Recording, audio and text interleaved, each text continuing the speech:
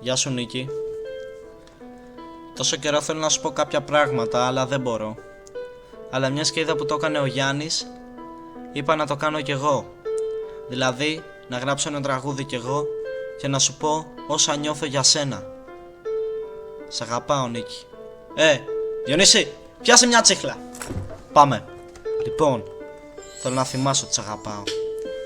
Εγώ σ' αγάπησα αρρωστημένα, μα εσύ έβγαλες πάνω μου όλα σου τα αποθυμένα. Ποιος ήταν εκεί για σένα ρωτάω, μα δεν μου απαντάς. Οδηγούμε στην τρέλα νομίζω, σιγά σιγά γίνομαι κομμάτια. Πως γινόμουν όταν κοίταγα τα όμορφα σου μάτια. Το όμορφο κορμί σου, το μεθύστικο άρωμά σου, το τρυφερό σου πρόσωπο κι όσα είναι δικά σου. Αλλά τώρα γεια σου, πάνε τα παρακάλια, πάνε οι στιγμές που με έκανες μπαράλια. Δεν είμαι χάλια, έλα τώρα πήγαινε στο σράλια. Κι αν σου φανεί παράξενο στο δρόμο, αν δεις μπουκάλια κι αν είναι γεμάτα, θα είναι γιατί τα γέμισα με δάκρυα σε μονοπάτια που δεν οδήγησαν ποτέ στις αγάπη σου. Τα χνάρια γαμημένη εφράδια λόγου που δεν σε κατέχω, να μην μπορώ να εκφράσω όσα στο μυαλό μου έχω. Επιλέγω να δώσω μόνο, να νιώσω αβάστακτο πόνο. Δεν παίζει ρόλο να πω γαμώ το ζωή, γαμιέσαι που την έφερε στο δικό μου δρόμο. Και τώρα λιώνω, μα προσπαθώ να αλλάξω και να τη βγάλω από το μυαλό μου. Δεν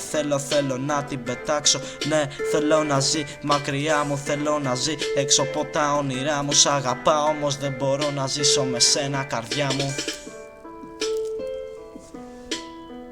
Το τελευταίο δεν το έχω γράψει, αυτό το τελευταίο δύστιχο, αλλά θέλω να το ξέρεις.